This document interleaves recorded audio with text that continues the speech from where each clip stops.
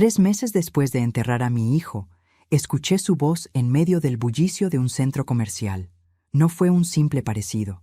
No fue un eco sentimental, ni un engaño del dolor. Fue su voz, con ese tono suave que usaba cuando quería llamarme la atención sin que nadie más se diera cuenta. Me quedé paralizada, con las bolsas en las manos, sintiendo cómo el corazón me golpeaba las costillas con la fuerza de un puño. Giré lentamente la cabeza, temiendo lo imposible. Y entonces lo vi. Era él, mi hijo, vivo, caminando como si jamás hubiera muerto, como si no hubiera un ataúd bajo tierra con su nombre, como si no hubiera una tumba sobre la que yo me arrodillé tantas veces suplicando respuestas. Sentí que el mundo se me aflojaba debajo de los pies, el cabello, la forma de la mandíbula, la espalda recta, incluso la manera de mover las manos mientras hablaba por teléfono. Era él, él. Solté las bolsas y corrí. No pensé, ni respiré. Solo avancé entre la multitud, apartando gente sin pedir permiso, con lágrimas quemándome los ojos. Cuando estuve lo suficientemente cerca, grité su nombre con una voz que no sabía que aún podía salir de mi garganta. Él se detuvo, giró lentamente, me miró con desconcierto. «¿Señora?», preguntó. «¿Está bien?». La voz, esa voz. Mi corazón casi se detuvo. «Eres tú», susurré. «Hijo, eres tú». El joven dio un paso atrás, sorprendido por mi reacción. «Lo siento», dijo, con un gesto cortés pero distante. Creo que me confundió con otra persona, pero yo no estaba confundida, ni loca, ni delirando. Ese lunar en su cuello, esa cicatriz diminuta en la ceja izquierda, hasta la manera exacta en que fruncía el ceño cuando estaba incómodo. Todo era idéntico. «No, no puede ser», balbuceé. «Te enterré. Yo misma te despedí». Él se tensó, tragó saliva, se volteó sin decir nada más y comenzó a caminar rápidamente hacia la salida. Y justo aquí, antes de continuar con lo que pasó después, quiero hacerte una invitación muy especial. Suscríbete al canal y deja tu me gusta. Esto me ayuda a ver que me apoyas y disfrutas de mis historias. Y comenta aquí abajo desde qué ciudad nos estás viendo. Ahora, continuemos. Yo no lo iba a dejar ir. No otra vez. No después de haber llorado cada noche durante 3 meses, abrazando su ropa vacía. Lo seguí. Primero a pasos rápidos, luego corriendo. Él también aceleró, como si supiera exactamente que lo perseguía. Cruzó el estacionamiento sin mirar atrás. Yo apenas podía respirar, pero seguía avanzando con una determinación que jamás había sentido ni siquiera cuando él estaba vivo. Se detuvo junto a una motocicleta, miró hacia todos lados nervioso y en lugar de subir, siguió caminando, como si no quisiera que yo viera la matrícula, como si ocultara algo. Yo me escondí detrás de un auto, usando las ventanas como reflejo para no perderlo de vista. Lo vi caminar por un callejón lateral. Lo seguí a distancia, temblando. Él se detuvo frente a una casa pequeña, de fachada vieja pero cuidada. Tocó la puerta una vez, luego 2. Una mujer abrió desde adentro, una mujer que nunca había visto. Ella lo saludó con familiaridad, como si lo conociera desde siempre, como si fuera su hijo. Él entró. Yo casi no podía respirar. Me acerqué despacio. Mis manos estaban heladas. Me apoyé contra una columna, intentando asomarme por la ventana lateral, y lo que vi me dejó petrificada. En una repisa dentro de la casa había fotografías, varias, y entre ellas una foto que yo misma tomé cuando mi hijo tenía 5 años, sonriente, con los dientes chuecos y una cometa azul entre las manos. Exacta, la misma, con un marco distinto, pero era mi foto. Mi mente comenzó a desmoronarse. ¿Cómo podía ese desconocido tener escenas de la infancia de mi hijo? ¿Por qué esa mujer lo trataba como si fuera suyo? ¿Por qué él había huido al verme? ¿Cómo podía parecer tanto a mi hijo? Hasta en los gestos más mínimos. No sabía si mi corazón latía demasiado rápido o si había dejado de latir por completo. Toqué la puerta, suavemente primero, luego con más fuerza. Nadie respondió. Caminé hacia la ventana otra vez.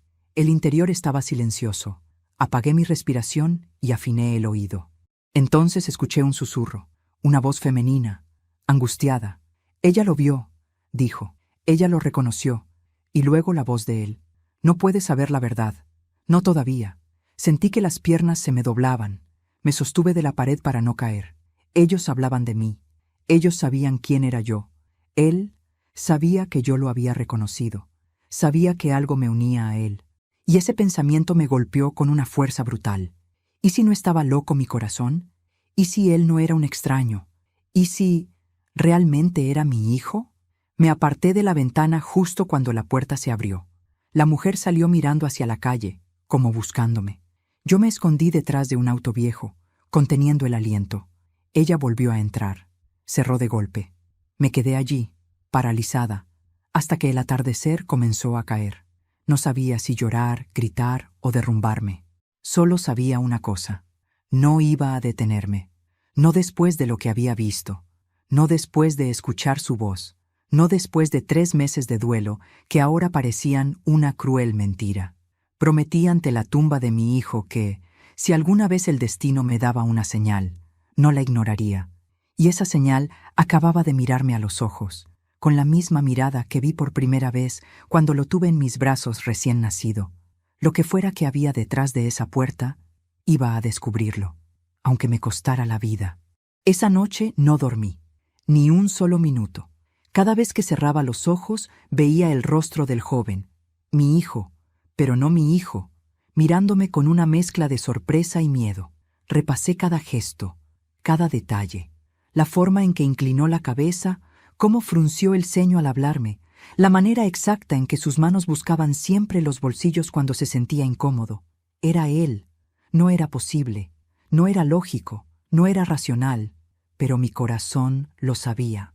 Al amanecer, me senté a la mesa con el café frío entre las manos. No tenía hambre, no tenía sueño, solo tenía una determinación que no recordaba haber sentido desde que era joven. Llevaba 3 meses sobreviviendo al duelo, 3 meses intentando aceptar que la vida puede arrancarte a un hijo sin explicación. Pero después de lo que vi, después de seguirlo hasta esa casa, ya no quería sobrevivir, quería entender. Decidí volver. No podía quedarme esperando respuestas en un sillón vacío. No después de ver las fotos dentro de esa casa. No después de escuchar a esa mujer decir, ella lo vio, como si yo hubiera descubierto algo prohibido. Conduje hasta el barrio donde lo había seguido la tarde anterior.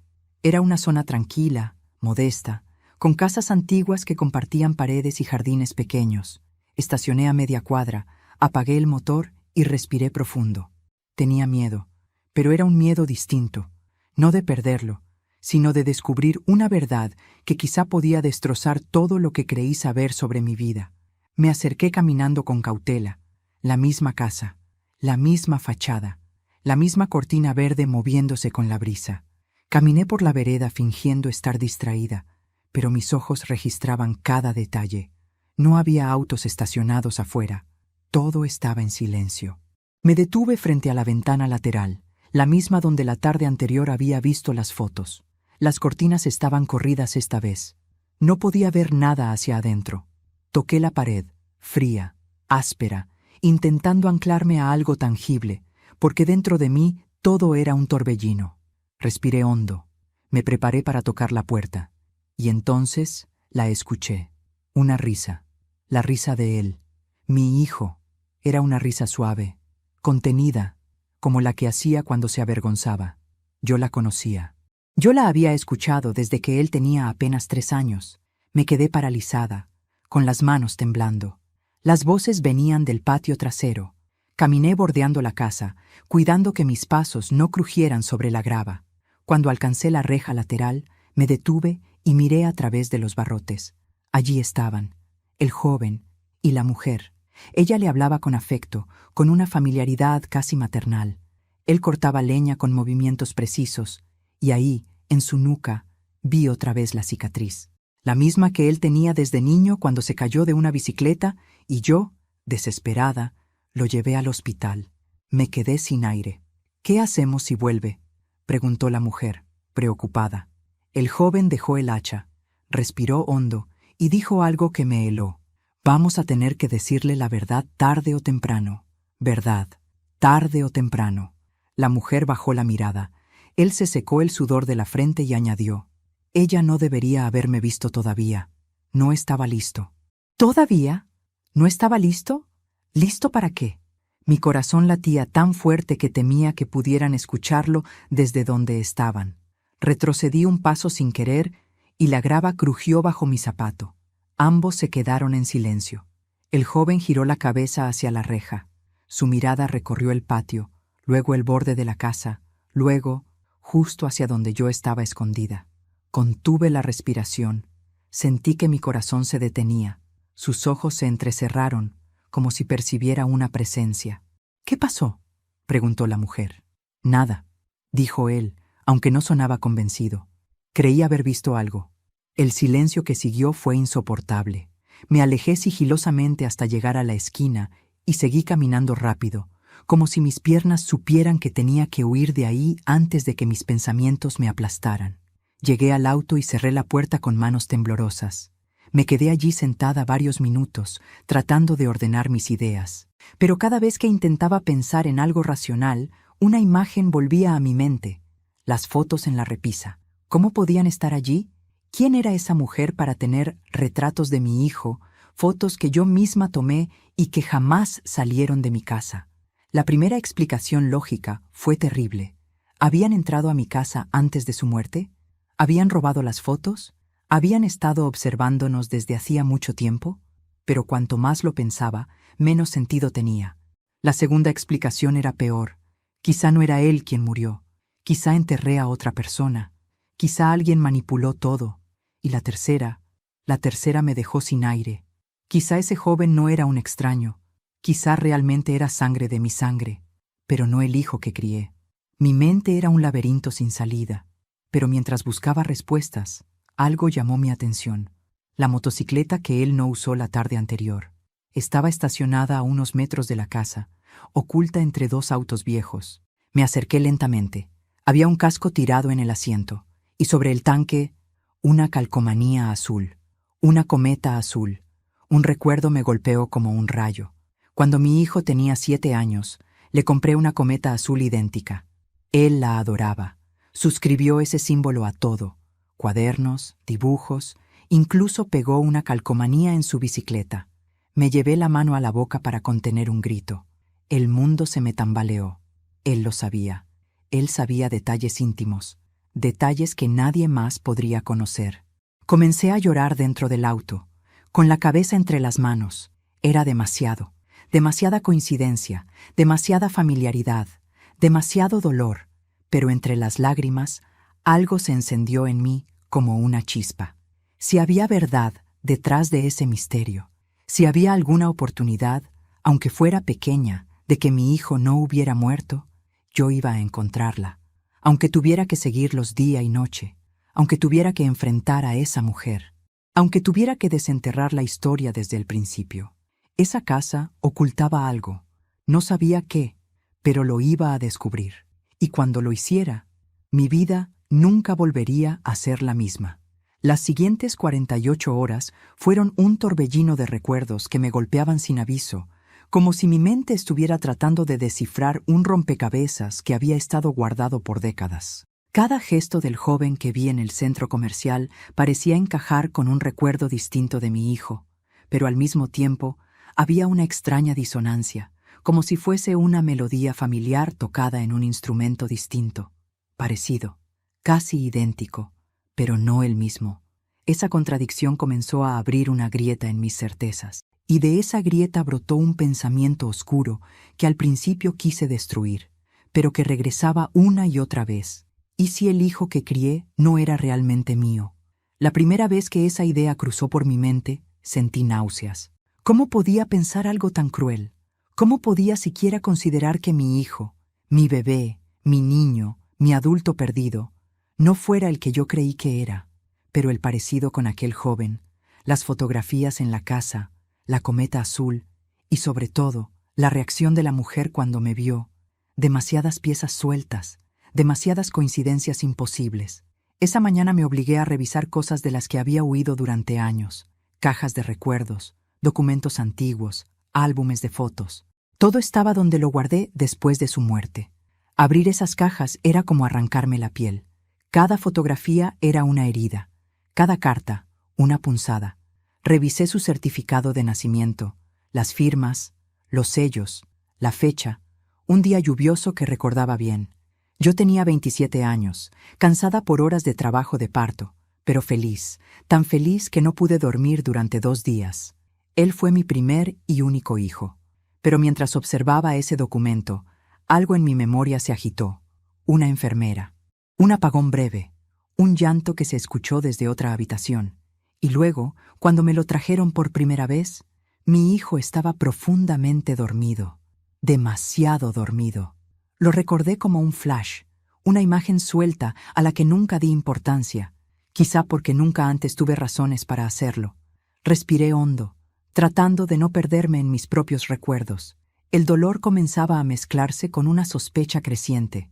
No solo podía ser que aquel joven se pareciera a mi hijo, podía ser que compartieran algo más profundo. Sangre, origen, historia. Decidí regresar a la casa que había visto. Tenía que saber más. Esta vez, no me escondí. Toqué la puerta con decisión, aunque las piernas me temblaban. Tardaron en abrir. Cuando la puerta finalmente se movió, la mujer apareció con expresión tensa. Me miró como si hubiese estado esperando ese momento. No me invitó a pasar, pero tampoco intentó cerrar la puerta. «¿Qué quiere?», preguntó, sin rodeos. «La verdad», respondí. Se quedó en silencio. Sus ojos repasaron mi rostro con una mezcla de culpa y temor. Finalmente dijo: «No debería estar aquí». «Entonces dígame por qué», insistí. «¿Quién es él? ¿Por qué se parece tanto a mi hijo? ¿Por qué tienen fotografías de mi familia?». La mujer apretó los labios. Su respiración se aceleró apenas. Miró hacia adentro, como asegurándose de que él no estuviera escuchando. «No puedo decirle nada», susurró. «Usted ya lo hizo», repuse. «Ayer, cuando dijeron que no debía verme todavía». Sus ojos se abrieron de golpe. Había cometido un error, y yo lo había escuchado. «Váyase», pidió. «Por favor, no se meta en esto». «Es mi hijo», exclamé. La mujer cerró los ojos con dolor. «No, no es tan simple», respondió finalmente. Su voz tembló apenas. Había miedo. Y también verdad. Dio un paso atrás, como si quisiera cerrar la puerta, pero me interpuse. «Solo dígame una cosa», dije. «¿Está vivo?». La mujer abrió la boca, pero no respondió. Ese silencio fue más revelador que cualquier palabra. Me acerqué un poco más. Él me reconoció. Susurré. Aunque dijera que no. Lo vi en sus ojos, y sé que él también sintió algo familiar, algo imposible de ignorar. «Por favor, necesito entender». Ella me miró largo rato. Finalmente, con un suspiro derrotado, dijo: «Usted no entiende lo que está pidiendo». «Soy una madre», respondí, «y las madres queremos la verdad, incluso cuando duele». Sus ojos se humedecieron. Iba a decir algo. Lo sentí. Pero entonces, una sombra apareció detrás de ella. Él, el joven, mi hijo, o el reflejo de él. Él me miró. Yo lo miré a él, y vi algo que me desgarró. Miedo. Un miedo dirigido a mí. «Entra», le dijo la mujer a él rápidamente, empujándolo hacia adentro. «Ahora». Él retrocedió sin apartar los ojos de los míos. Su respiración también estaba agitada. Yo no dije una palabra. La mujer cerró la puerta entre nosotros. Me quedé fuera, con el corazón partido en 1000 pedazos. Yo ya no buscaba un fantasma. Yo buscaba una historia que me habían negado durante toda una vida. Regresé al auto y me quedé allí, inmóvil, hasta que otra idea me atravesó. Si él no era mi hijo, entonces ¿quién era el que enterré? Una pregunta que me heló la sangre. Me negué a llorar. No allí. No aún. Encendí el auto y me marché, pero mientras lo hacía, sentí algo diferente esta vez.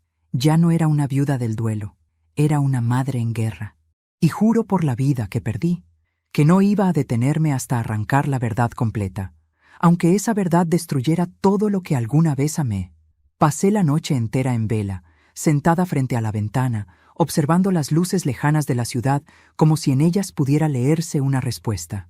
Cada sombra parecía un recuerdo, cada ruido una advertencia. Había algo profundamente roto dentro de mí, pero también algo encendido. Era como si los últimos 3 meses de dolor se hubieran convertido en una sola línea recta, apuntando hacia una verdad que ya no podía evitar. A las 6 de la mañana me vestí sin hacer ruido, aunque vivía sola. Tomé mi bolso y las carpetas donde guardaba documentos de mi hijo, certificados, fotos, recibos médicos, cartas, incluso algunas cosas que él escribió cuando era niño. No sabía exactamente qué buscaba, pero sabía que necesitaba verlo todo con nuevos ojos. Me dirigí al hospital donde él nació. No esperaba encontrar grandes respuestas allí, pero era el primer hilo del que podía tirar. El edificio había cambiado desde entonces. Ampliaron alas, renovaron pasillos, pero el olor era el mismo. Ese olor mezcla de desinfectante y humanidad comprimida que siempre me llevaba a aquel día. En recepción, pregunté por los archivos antiguos. La mujer me miró con desconfianza. «Solo familiares directos pueden acceder», dijo. «Soy su madre», respondí. «Y necesito su historial completo». Firmé papeles, esperé casi una hora. Finalmente, una enfermera joven apareció con una carpeta delgada, muy delgada, demasiado. «Aquí está todo lo que conservamos del nacimiento», explicó. «Tenga en cuenta que hace 30 años se manejaban otros sistemas. Mucha información se perdió». Agradecí, pero un escalofrío me recorrió. Abrí la carpeta allí mismo. El certificado, los signos vitales al nacer y un documento extraño. Traslado temporal a incubadora por evaluación. Yo nunca supe nada de eso. Nunca me dijeron que lo habían movido de lugar. Según mis recuerdos, él estaba conmigo casi todo el tiempo. O al menos eso creía. Regresé al auto, pero no lo encendí. Me quedé leyendo cada línea hasta que una anotación a mano me llamó la atención. Cambio de sala por corte de energía.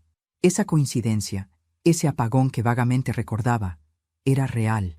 No lo habían registrado en mi memoria, pero sí en el papel. Sentí náuseas. ¿Qué pasó en esa sala? ¿Qué se movió sin que yo lo supiera? ¿Por qué nadie nunca mencionó nada? Respiré hondo y conduje hasta la morgue municipal. Allí también necesitaba buscar respuestas. ¿El cuerpo que enterré era realmente el de mi hijo? A veces el dolor distorsiona, pero yo recordaba haber visto su rostro. Aunque también recordaba que insistieron en mantener el ataúd casi cerrado, por respeto al estado del cuerpo. En ese momento, hundida en el dolor, lo acepté sin cuestionar. Hoy ya no aceptaba nada sin cuestionarlo. En la morgue me atendió un empleado de rostro cansado. Le expliqué la situación. Me pidió el número de registro del fallecimiento. Se lo di. Buscó en una computadora antigua con teclas amarillentas. Finalmente levantó la vista y dijo: «Tuvimos un problema con ese expediente». «¿Qué tipo de problema?» «Fue transferido», respondió lentamente. «Un mes después del fallecimiento. Solicitado por un organismo federal». Sentí que el piso se abría bajo mis pies. ¿Un organismo federal? ¿Cuál? «No aparece especificado», contestó. «Solo un código interno». Mis manos temblaron. Mi hijo había sido intervenido, secuestrado, manipulado, encubierto. Algo inmenso se estaba moviendo por debajo de mi tragedia personal. «¿Puedo ver el registro original de la autopsia?», pedí. «Hay una nota», dijo revisando la pantalla. «Autopsia innecesaria. Cuerpo no requerido para análisis». «No, no, no». «¿Y la enfermera que recibió el cuerpo? ¿El médico que firmó?» «Ambos ya no trabajan aquí», respondió. «Y los contactos están desactualizados». Sentí que mi respiración se aceleraba, como si todo el aire se hubiera vuelto más pesado. Me apoyé en el escritorio. El hombre me ofreció un vaso de agua. Yo negué con la cabeza. No quería agua, quería verdad. Salí tambaleando de la morgue. En el estacionamiento me quedé mirando el cielo gris que amenazaba lluvia. Y entonces un pensamiento se clavó en mi mente como un cuchillo frío. Alguien no quería que yo hiciera preguntas sobre la muerte de mi hijo. Y ahora que las estaba haciendo, ¿qué impediría que intentaran detenerme? Fui al auto, pero no lo encendí de inmediato. Tomé mis carpetas, las abrí sobre el asiento y comencé a comparar fechas, nombres, firmas. Algo no encajaba. 2 firmas del médico parecían diferentes, como si hubieran sido hechas por manos distintas. Mi corazón latía con fuerza. Saqué una lupa pequeña que guardaba en el bolso, una herencia de mi obsesión por revisar detalles cuando era costurera. Amplié la firma. Una tenía trazos firmes, seguros. La otra, temblorosos, disparejos, fraude, manipulación, encubrimiento, y detrás de todo eso, una razón. Miré la foto más reciente de mi hijo, aquella en la que llevaba la chaqueta de cuero que tanto amaba.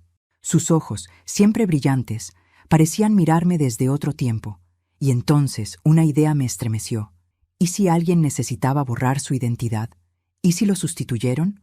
¿O y si lo usaron? La imagen del joven idéntico a él volvió a mi mente. El lunar, la cicatriz, el gesto, su voz. ¿Podían dos personas ser tan iguales sin compartir algo más que apariencia? La genética era caprichosa, pero no tanto. Había solo dos posibilidades. ¿Eran gemelos separados al nacer? ¿O uno de ellos no era quien decía ser? El cielo rompió en lluvia de repente, como un estallido, empapando el parabrisas. Yo seguía allí sentada, aferrada al volante, mientras la tormenta caía con furia. No sabía cuál verdad iba a encontrar, pero ya no había marcha atrás. Algo me lo decía con claridad, como si una voz lejana me hablara en susurros.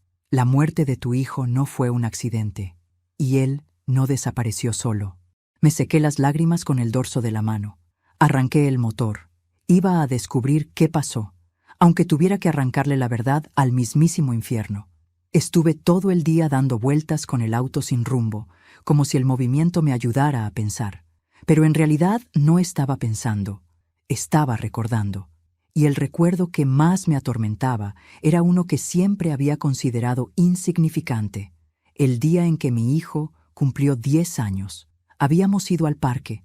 Él jugaba en los columpios mientras yo preparaba la comida. En un momento, miré hacia otro lado por no más de 30 segundos.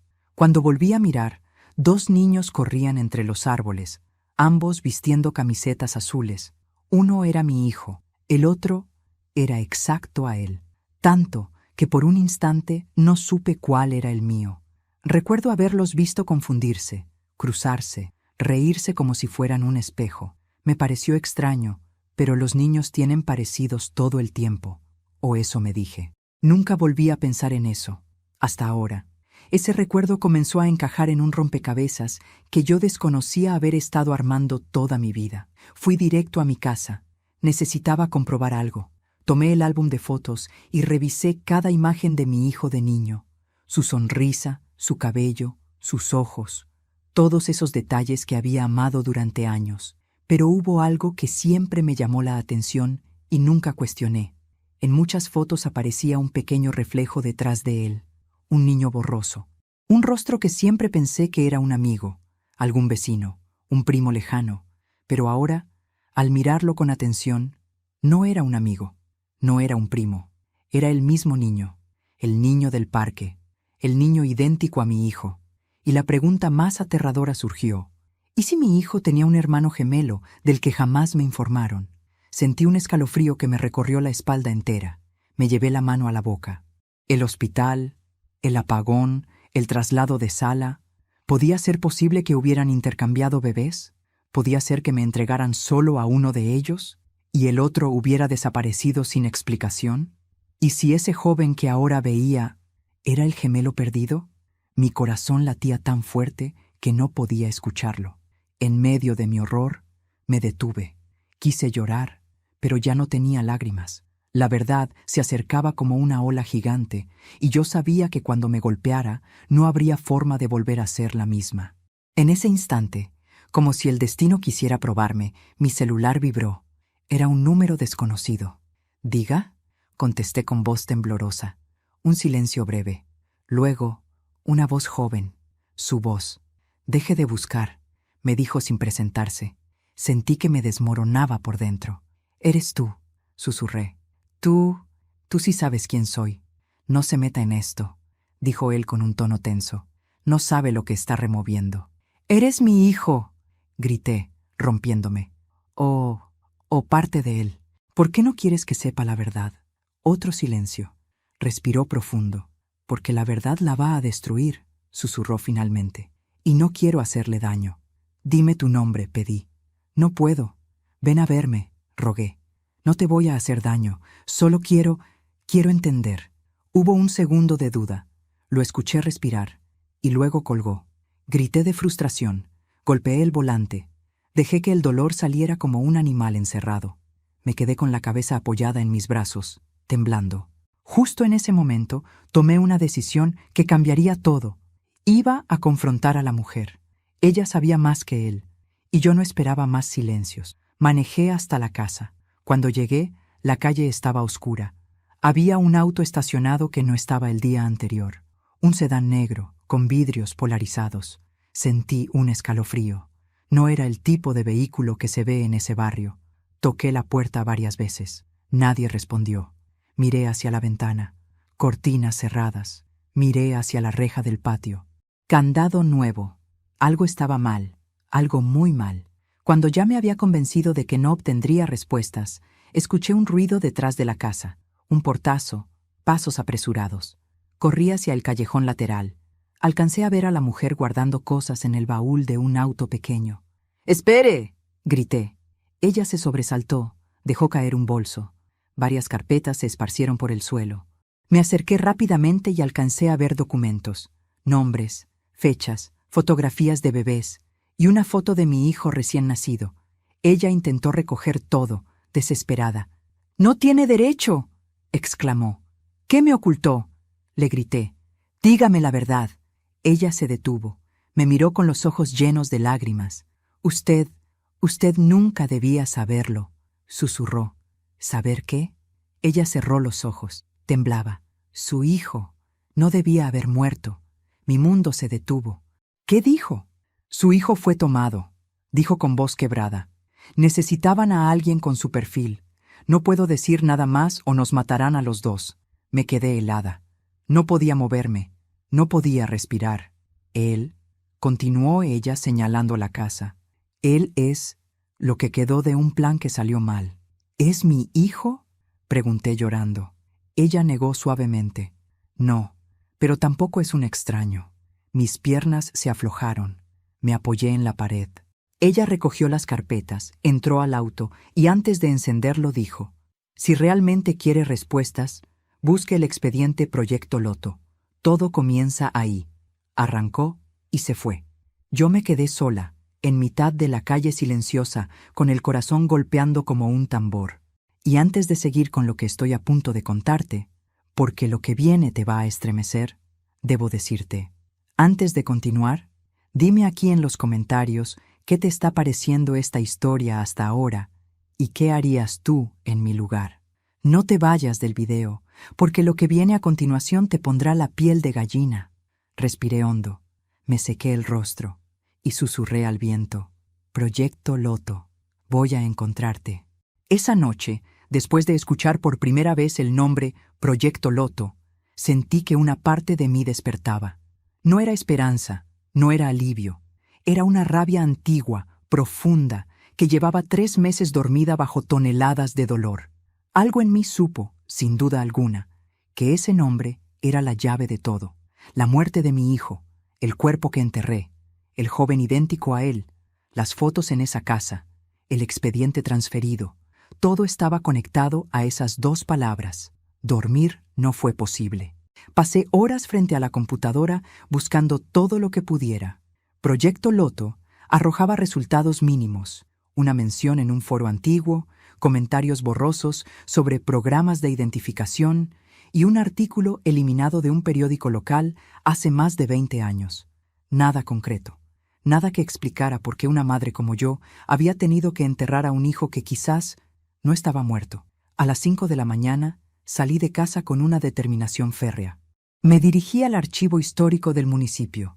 No sabía exactamente por qué ese lugar, pero intuía que los proyectos viejos, los secretos enterrados, dejaban rastros que solo podían encontrarse en papeles olvidados. El edificio era frío, con estanterías metálicas que conservaban el olor a tinta y polvo de décadas pasadas. Le expliqué al archivista que buscaba información sobre un viejo programa gubernamental. No parecía sorprendido. Ese lugar recibía investigadores de todo tipo. «¿Proyecto Loto?», repitió el archivista, arrugando el ceño.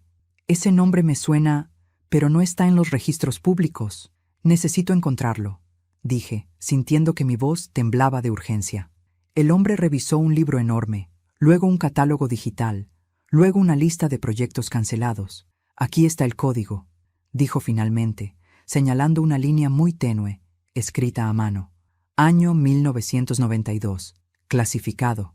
Mi corazón dio un vuelco. ¿Clasificado por quién? Agencia Federal, respondió.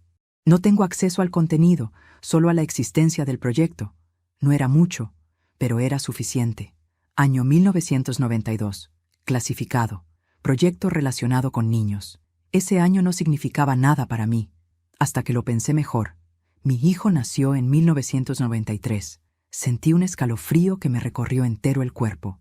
¿Hay algún documento no clasificado?, pregunté. El archivista dudó, pero finalmente trajo una caja sin etiqueta. Esto estaba junto al registro, dijo. No dice Proyecto Loto, pero podría interesarla. Mis manos temblaban cuando abrí la caja.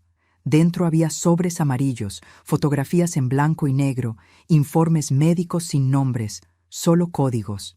Pero lo que más llamó mi atención fue un cuaderno pequeño, de tapa azul, con una flor de loto dibujada a mano. Lo abrí con cuidado. La primera página decía: Pruebas de duplicación fenotípica, Protocolo 7, Supervisor DT. Mi respiración se cortó. Duplicación fenotípica. Eso significaba crear individuos con rasgos idénticos. Pasé las hojas con terror contenido. Había fotografías de bebés. 2 bebés idénticos por cada número de registro. Códigos escritos a mano. L01, L02, L03, 2 por cada número. Siempre 2. Gemelos. O duplicados. O algo que no quería comprender aún. Luego encontré una nota escrita con tinta corrida. Las familias solo deben recibir a uno. El otro será reasignado. Bajo ninguna circunstancia deben reencontrarse. Mis manos se cubrieron de sudor. Leí la frase una y otra vez, sintiendo que el mundo se hacía más pequeño a mi alrededor. Bajo ninguna circunstancia deben reencontrarse. Recordé al niño en el parque. Recordé el apagón en el hospital. Recordé el certificado con firmas distintas. Recordé la insistencia en no abrir el ataúd. Comencé a llorar sin control. No puede ser, susurré. El archivista me miraba con preocupación. Señora, ¿está bien? Necesito llevarme esto, dije. No está permitido, respondió con firmeza. Lo miré a los ojos. Le hablé con una voz que no parecía mía. Es sobre mi hijo. No voy a dejarlo aquí. Él dudó demasiado. Y finalmente, con un suspiro cansado, dijo: 5 minutos. No más. Corrí al auto con la caja en brazos. Allí, completamente sola, abrí el cuaderno nuevamente. En una de las últimas páginas había un registro de pruebas fenotípicas numeradas del 01 al 20. Y al final, registro L14, fecha 1993, estado, completado, asignación A, sujeto entregado a familia, asignación B, sujeto retenido para observación, nota, riesgo emocional elevado si se reencuentran. Mi cuerpo entero se quedó rígido. El año de mi hijo, L14, 2 bebés, uno para mí, otro desaparecido. Y entonces, la frase que cambió mi vida. Sujeto A, entregado a familia González, mi apellido. Y debajo, sujeto B, en custodia para programa secundario. Sentí que el aire me abandonaba. Él, el joven, el que había visto, el que había hablado conmigo, el que tenía mis fotos, el que tenía los gestos de mi hijo, era sujeto B. Mi hijo no había sido el único. Mi hijo tenía un doble, un hermano, una copia, un gemelo o algo más, algo que todavía no podía comprender. Y lo peor no era eso. Lo peor era la última línea del cuaderno. En caso de muerte del sujeto A, el sujeto B debe ser monitoreado de inmediato. Mi hijo A había muerto, pero B estaba vivo y me estaba evitando. Guardé el cuaderno contra mi pecho y cerré los ojos. Dios mío, ¿qué les hicieron? Por primera vez, no lloré de tristeza. Lloré de terror. Salí del estacionamiento del archivo como si me estuviera escapando de un crimen. El cuaderno azul estaba en el asiento del copiloto, temblando junto conmigo cada vez que el auto pasaba por un bache. No sabía si era ilegal lo que acababa de hacer, pero sí sabía que era inmoral lo que ellos habían hecho 30 años atrás. Y si yo había sido víctima, mi hijo también lo había sido. O mis hijos. No sabía ya cómo llamar ese vínculo. Conduje sin rumbo por varios minutos, hasta detenerme frente a un parque vacío. Apagué el motor y respiré profundo. Tenía que ordenar mis pensamientos, o me iba a volver loca. Abrí nuevamente el cuaderno y repasé el registro L14. 2 bebés idénticos. Sujeto A, entregado a mí. Sujeto B, retenido. Ambos con características altamente compatibles para pruebas fenotípicas. Me dolió el estómago. ¿Qué pruebas? ¿Por qué necesitaban duplicar bebés? ¿Para quién trabajaba esa gente? Pasé las páginas frenéticamente, buscando pistas. En una hoja arrugada, encontré una anotación en letra distinta, quizá de un científico diferente. Los sujetos comienzan a presentar sueños compartidos y recuerdos cruzados a partir de la adolescencia. Riesgo máximo de colapso emocional si descubren la verdad. Cerré el cuaderno con fuerza. Mi hijo siempre tuvo pesadillas. Me decía que soñaba con otro niño, uno que lloraba igual que él. Yo lo llevaba al psicólogo, pero nadie supo explicarlo. Ahora lo entendía. No era un sueño. Era un recuerdo cruzado. Era él, conectándose con su doble. Me llevé las manos a la cara. Nunca en mi vida me había sentido tan impotente. Entonces, mi celular vibró. Un mensaje, de un número desconocido. 3 palabras. Deje de buscar. No era él. No era la mujer. Era alguien más. Alguien que sabía exactamente dónde estaba. Respondí con los dedos temblando. ¿Quién es? Segundos después, llegó otra respuesta. Alguien que quiere protegerla. Mi sangre se heló. Y antes de que pudiera contestar, un tercer mensaje. Se acerca el sacrificio. Leí esas palabras una y otra vez, sin comprender.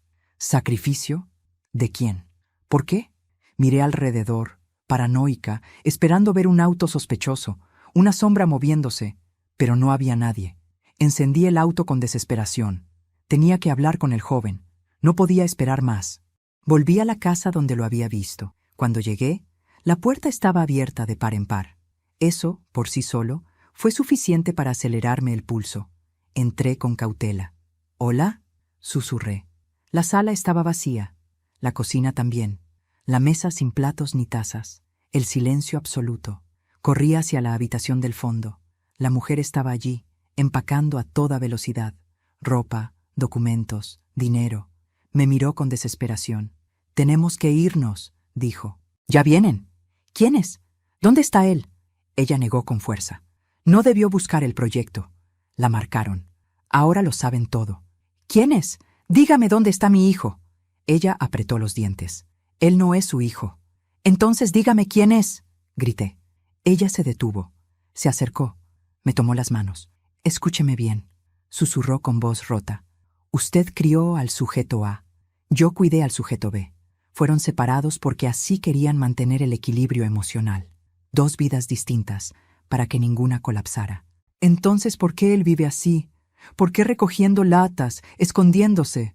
«Porque él nunca se adaptó», respondió ella, con lágrimas cayéndole por las mejillas. Él sabía que algo le faltaba. Sabía que no era completo. Cuando su hijo murió, B sintió un vacío tan profundo que casi pierde la cordura. Lo buscó, lo sintió. Y cuando la vio a usted, supo la verdad. Todo dentro de mí se derrumbó. Él sabía. Él me reconoció. No con la lógica, sino con el alma. «¿Dónde está?», pregunté, apenas respirando. Ella dudó. Finalmente señaló hacia la parte trasera de la casa. «En el sótano. Pero no vaya. Él no está bien». Corrí antes de que pudiera detenerme. Encontré la puerta. Bajé las escaleras. El sótano estaba oscuro. Olía a humedad. Y entonces lo vi, sentado en el suelo, abrazando sus rodillas, temblando como un niño. Su respiración era agitada, como si tuviera miedo de sí mismo. «¿Hijo?», susurré sin pensarlo. Él levantó la cabeza. Sus ojos estaban llenos de lágrimas. «No soy tu hijo», dijo con voz quebrada, «pero siento que debería serlo». Me acerqué. Él retrocedió. «No me toque, por favor», suplicó. «Si me toca no voy a soportarlo». Mi corazón se rompió en 1000 pedazos. «Dime la verdad», pedí. «¿Qué te hicieron?». Él respiró hondo. «Me convirtieron en un reemplazo», dijo, «en una copia de una vida que nunca tuve. Pero cuando él murió, algo se rompió adentro de mí. Sentí que tenía que buscarla, como si mi alma supiera que le debía algo. Comencé a llorar. Él también. Entonces se escuchó un ruido arriba. Puertas golpeándose, voces. La mujer gritó: «¡Corre! ¡Están aquí! ¡Van por él!». Él me miró con desesperación. «No puedo dejar que la lastimen. ¡Váyase!». «No», dije. «No voy a perder un hijo 2 veces». Él tomó mi mano. Su piel temblaba. «Gracias por sentir que lo era». Le besé la frente. Los pasos bajaron por las escaleras, y en ese instante él susurró: «Perdóname, este es mi sacrificio». Se levantó, corrió hacia los hombres armados y gritó: «Déjenla ir, yo soy el que buscan». Yo grité su nombre. Lo arrastraron, lo golpearon, y me dejaron en el suelo cuando la mujer me empujó hacia una salida trasera. Salimos corriendo. Escuché gritos, disparos, llantos. No sabía si él seguía vivo. Solo sabía una cosa: no iba a permitir que su sacrificio fuera en vano. No recuerdo cómo logramos salir vivas de aquella casa. La mujer, a quien ahora empezaba a ver no como enemiga, sino como cómplice forzada, me arrastró por un pasillo estrecho que conducía a un jardín abandonado detrás de unas paredes cubiertas de hiedra. Mis piernas temblaban. Mi corazón iba tan rápido que creí que se me iba a detener. Aún escuchaba los gritos, los pasos violentos, los golpes, y el último sonido que me desgarró: la voz de él gritándoles que lo dejaran en paz. Ella abrió una verja oxidada y me empujó hacia afuera. «Corre», ordenó. «Vete ahora, antes de que vengan por ti también». «No puedo dejarlo», grité, intentando volver a entrar. Ella me sostuvo con fuerza, sujeta a mis brazos como si yo fuera una niña atrapada en un incendio. «Si entras, mueren los 2. Él lo sabe. Por eso se entregó». Lloré con rabia, con impotencia, con un dolor que me rompía cada hueso. «Quiero salvarlo». «Entonces escúchalo», dijo ella con voz rota. Él eligió protegerla.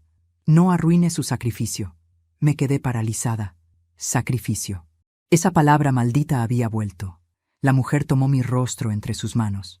Él siempre sintió que le faltaba algo. Susurró: «Ahora sé que era usted».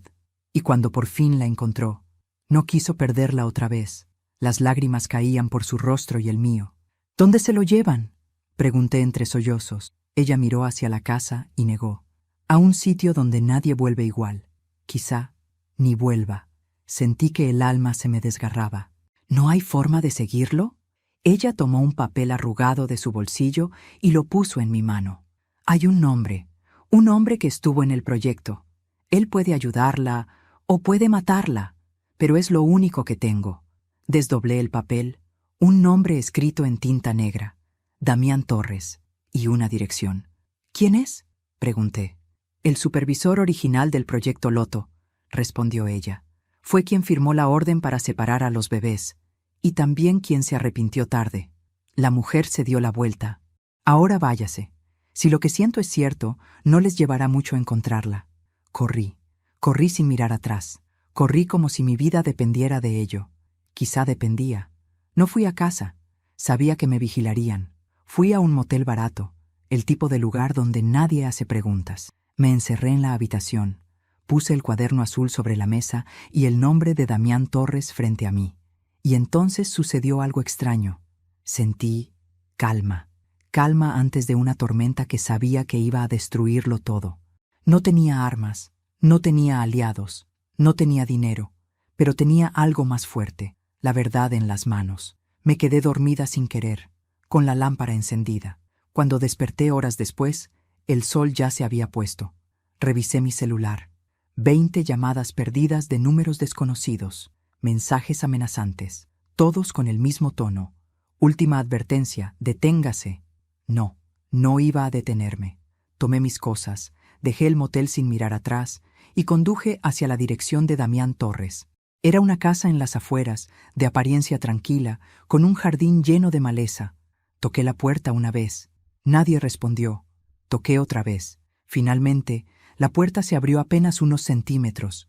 Un hombre mayor, delgado, con barba blanca y ojos llenos de noches sin dormir, me observó con cansancio y miedo. «¿Usted es?», pregunté. «Ya sé quién es usted», interrumpió él. Mi corazón dio un salto. «¿Dónde está mi hijo? ¿Dónde está el sujeto B?». Él cerró los ojos, como quien recibe una herida. Sabía que este día llegaría, susurró. Pase, entré. La casa olía a polvo, papeles viejos y arrepentimiento. Había carpetas por todas partes, pizarras con fórmulas, diagramas de ADN, fotografías de bebés, y en una pared, colgadas cuidadosamente, 2 pulseritas de hospital. Dos idénticas, L14, AL14B. Sentí que se me doblaban las rodillas. ¿Por qué lo hicieron?, pregunté con un hilo de voz. El hombre respiró hondo. No éramos un proyecto de clonación, ni de sustitución. Éramos un experimento social. Queríamos estudiar cómo se desarrollaban 2 seres humanos idénticos en ambientes distintos. Pero mientras crecían, descubrimos algo aterrador. Ambos compartían un vínculo emocional tan fuerte que el dolor de uno afectaba al otro. Era un riesgo demasiado alto, así que ordenaron mantenerlos separados, para siempre. ¿Y la muerte de mi hijo?, pregunté con la voz rota. Damián bajó la mirada. Sujeto A estaba empezando a recordar sueños que no eran suyos. Tuvimos miedo de que buscara al otro, y había gente en el programa dispuesta a evitarlo. ¿Lo mataron?, susurré. El hombre no respondió, y su silencio fue la confirmación más cruel de mi vida. Me llevé las manos a la boca para contener un grito. Mi hijo no murió por accidente. Lo asesinaron. Damián, con lágrimas en los ojos, dijo, pero sujeto B siempre sintió su ausencia, aún sin conocerlo. Cuando él murió, B casi colapsa. Y cuando la vio a usted en el centro comercial, su mente hizo lo único posible, buscarla. Me derrumbé. Lloré como nunca había llorado, hasta que el hombre puso una carpeta frente a mí. Esta es la ubicación, dijo. Se lo llevaron allí después de capturarlo. Si quiere salvarlo, debe ir ahora mismo. Mis manos temblaban al abrir la carpeta. Un mapa, un nombre. Instalación Loto, zona 3. Apúrese, dijo él con urgencia. Ellos no tienen intención de dejarlo vivir. Levanté la cabeza. Mis lágrimas se secaron. Algo dentro de mí se endureció. Voy a recuperarlo, dije. ¿Vivo o muerto? El hombre asintió. Y señora, agregó, prepárese. Él no será el único que encuentre allí. Un escalofrío recorrió mi cuerpo. Salí de la casa con el mapa en la mano. Había llegado la hora. La madre que enterró a su hijo iba a desenterrar la verdad. Conduje hacia la instalación Loto, zona 3, con el mapa temblándome en las manos. No era un lugar visible en ningún registro público. Estaba escondido en medio de un bosque seco, rodeado de árboles torcidos y un silencio que parecía advertir que nadie salía de allí siendo la misma persona. Mientras avanzaba por el camino de tierra, sentí que llevaba conmigo no solo mi determinación, sino la vida entera de mi hijo. Su risa, sus abrazos, su mirada tierna cuando me decía «mamá». Cada uno de esos recuerdos se convirtió en una armadura invisible que me empujaba a no detenerme. Llegué hasta una reja oxidada que parecía abandonada, pero al acercarme se abrió sola con un chirrido prolongado. No había guardias visibles, lo cual me hizo sentir que de alguna forma me estaban esperando. El edificio era bajo, sin ventanas, como un búnker olvidado. Bajé del auto, respiré hondo y avancé. No sabía si saldría viva, pero tampoco me importaba. Si mi hijo estaba allí, prefería morir a volver a perderlo. Empujé la puerta de entrada. El interior estaba iluminado por luces blancas y frías, pasillos interminables, puertas cerradas, monitores encendidos mostrando líneas de datos, fotografías, rostros de bebés con números en lugar de nombres. Era un mausoleo de identidades robadas. Caminé despacio, escuchando solo mis pasos. De pronto, una voz en un parlante resonó sobre mi cabeza. Señora González, llegó más lejos de lo que imaginábamos. Me quedé inmóvil. ¿Quién es?, pregunté. Alguien que conoce el proyecto Loto desde antes de que usted diera a luz. Mi corazón se apretó. ¿Dónde está mi hijo?, exigí. ¿Cuál de los dos?, respondió la voz con un dejo de ironía. Avancé con rabia. Abrí una puerta al azar. Dentro había cunas vacías, alineadas como en un hospital, pero cubiertas de polvo. Otra puerta reveló archivos, decenas de carpetas con códigos que coincidían con los del cuaderno azul, fotos de niños idénticos, emparejados como si fueran productos en un catálogo. Seguí avanzando hasta llegar a una puerta metálica distinta a las demás, gruesa, con un panel electrónico. Antes de que pudiera intentar abrirla, se desbloqueó sola.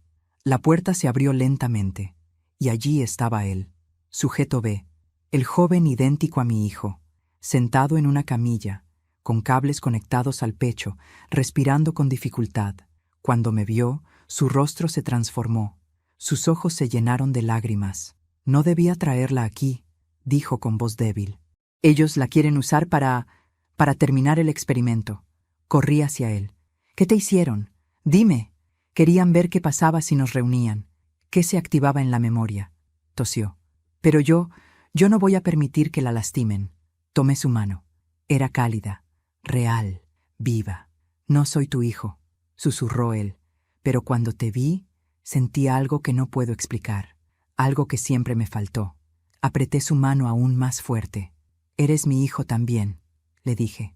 «Aunque el mundo te haya tratado como un experimento, para mí eres un ser humano, y no voy a dejarte morir aquí». Él sonrió débilmente. No sabe cuánto esperé oír eso. De pronto, 2 hombres armados entraron. Uno gritó: «¡Aléjese de él, señora!». Me puse delante del joven, extendiendo los brazos. «No voy a moverme», grité. «Tendrán que pasar por encima de mí». El hombre apuntó el arma. Sentí que todo se detenía. El aire, la luz, el tiempo. Pero antes de que disparara, una tercera figura apareció detrás de ellos. Un golpe seco, otro. Ambos cayeron al piso. La tercera figura avanzó hacia la luz. Era Damián Torres. «Llegó justo a tiempo», dijo. «Si se quedaba afuera, no sobreviviría». Yo estaba en shock. «¿Por qué me ayuda?». Él suspiró. «Porque intenté detener todo esto hace 30 años y fracasé. Solo me queda corregir lo que pueda, mientras pueda». Nos ayudó a desconectar los cables del joven. Él estaba débil, pero consciente. Damián lo cargó del otro lado y juntos lo sacamos hacia el pasillo. «Podemos llegar a la salida trasera», explicó Damián. «Pero deben moverse rápido». Corrimos, mi corazón latiendo como un tambor. Las alarmas empezaron a sonar. Luces rojas parpadeaban. Escuché pasos detrás de nosotros. Gritos, órdenes, un disparo, luego otro. «Sigan», gritó Damián. Sentí el olor a pólvora, el eco del peligro, la adrenalina quemándome la sangre. Llegamos a una puerta de emergencia. La empujé con todas mis fuerzas. Afuera nos recibió el viento frío de la noche. El joven se apoyó en mí, respirando con esfuerzo. «Lo logramos», susurró, casi sin voz. Corrimos hacia el auto. Lo ayudé a sentarse en el asiento trasero. Encendí el motor y aceleré. Solo cuando el edificio quedó atrás, apenas visible entre los árboles, me permití llorar. Lloré de miedo, lloré de alivio. Lloré porque, por primera vez, no estaba perdiendo a un hijo, estaba salvando a uno. El joven me miró desde el asiento trasero. «Si me hubiera criado usted, creo que habría sido feliz». Giré un poco para verlo mejor. «Desde hoy, tienes un hogar», le dije con un nudo en la garganta. «Y una madre, si quieres aceptarla». Él cerró los ojos. Una lágrima cayó por su mejilla. «Sí», susurró, «quiero». Seguí conduciendo hacia el amanecer. La carretera se iluminaba poco a poco, como si el mundo entero quisiera darme una segunda oportunidad. Y supe, en ese instante, que aunque la verdad era terrible, aunque había perdido a mi hijo en manos de un experimento inhumano, había ganado algo inesperado, la posibilidad de amar otra vez. Y esta vez no pensaba fallar, porque él, el joven que había sufrido tantas vidas rotas, merecía finalmente una vida propia, una vida libre, una vida real. Y si escuchaste esta historia hasta el final, quiero invitarte a suscribirte al canal y dejar tu me gusta. Tu apoyo me ayuda a seguir compartiendo estas historias tan profundas. Cuéntame aquí en los comentarios qué habrías hecho tú en mi lugar y desde qué ciudad me estás viendo. Me encanta leer los comentarios, de verdad. Gracias por acompañarme.